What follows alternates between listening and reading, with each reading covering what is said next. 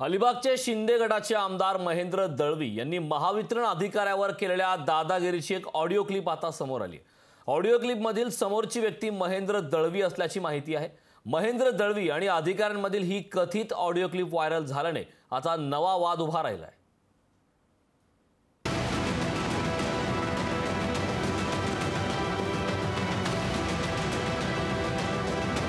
मी माझे पोरांना सांगितले त्याला उद्या ठोकतील त्यांना बोलून घ्या। आणि जर कुठे गेला तिथं मर्डर आठव आहे। मी माझे पोरांना सांगितले त्याला उद्या ठोकतील त्यांना बोलून घ्या।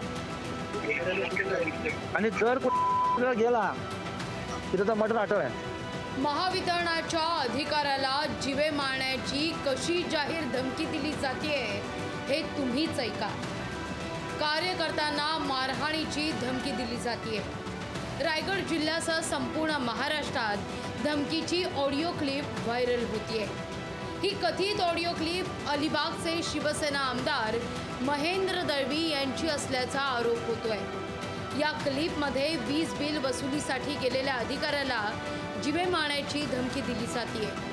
या ऑडिओ क्लिपची पुष्टी लोकशाही मराठी करत नाही, पण सरकारी अधिकाऱ्यांवर कशी दादागिरी केली जाते हे तुम्हीच ऐका। साहेब महेंद्र दळवी बोलतो आमदार। हां बोला। आता या मंथ एंड पर्यंत किंवा 5 तारखेपर्यंत बिलांची वसुली थोडी थांबवा, कारण 31 इथे व्यावसायिक काही मंडळी आहेत। अच्छा, ते माझ्या हातात नाही सर। ते कोणाच्या हातात आहे? ते आता एक्झिक्युटिव्ह किंवा ते आमचे जे साहेब आहे ना। कोण मुलानी? हां दुसरा फोन चालू ठेवा। हां तुमचा राठोड कोणतरी अधिकारी आहे बघा इकडे आपल्या मुरुडला। राठोड मुरुडला आहे। हां ओके, आता मी तुम्हाला शेवटची वॉर्निंग सांगतो।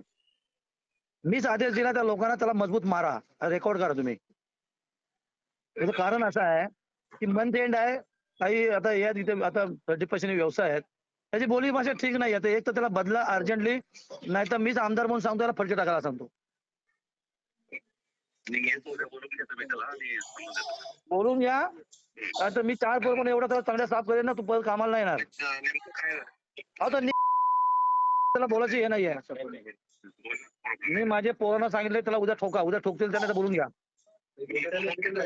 आणि जर कुठे गेला तिथं मर्डर आठव आहे।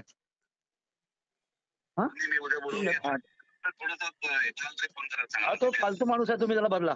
त्याला आमदारची बोलायची परिभाषा नाही ना। तुम्ही मला जर भेटला ना, त्याला कपडे उतरून त्याचे। महेंद्र दळवींच्या या कथित ऑडिओ क्लिपवर शिवसेनेनं सारवासारव केली आहे। महेंद्र दळवी अशा प्रकारची धमकी देऊ शकत नाही असं शंभूराज देसाई म्हणाले आहेत। ज्यादा वीज बिल आलेलं आहे, सक्तीनं अशा पद्धतीनं काय वसुली केली जाते, अशा तक्रारी नेहमीच आमच्याकडे लोकप्रतिनिधींच्याकडे येतात।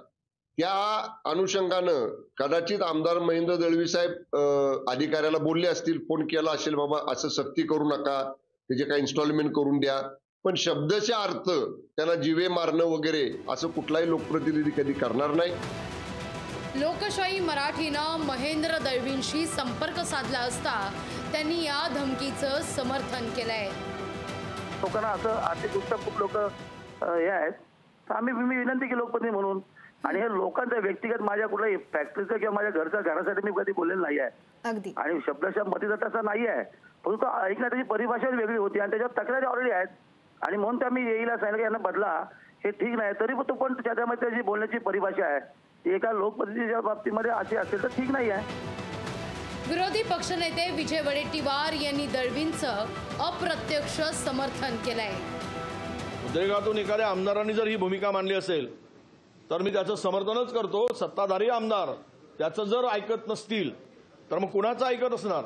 जे मुख्यमंत्र्यांच्या बाजूला बसतात त्यांचं जर प्रशासन ऐकत असेल, त्यांचे वितरणचे किंवा अधिकारी ऐकत असतील MSEBचे, तर महाराष्ट्रामध्ये काय आलबेल असेल? महाराष्ट्रातील गरीब माणसांनी कुणाकडे बघायचं? याचं उत्तर आहे ना याच्यामध्ये।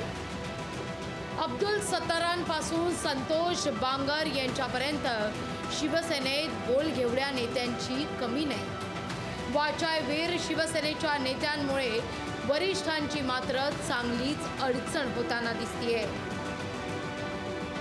ब्युरो रिपोर्ट, लोकशाही मराठी। लोकशाही मराठी ऐका, पहा, जागरूक रहा.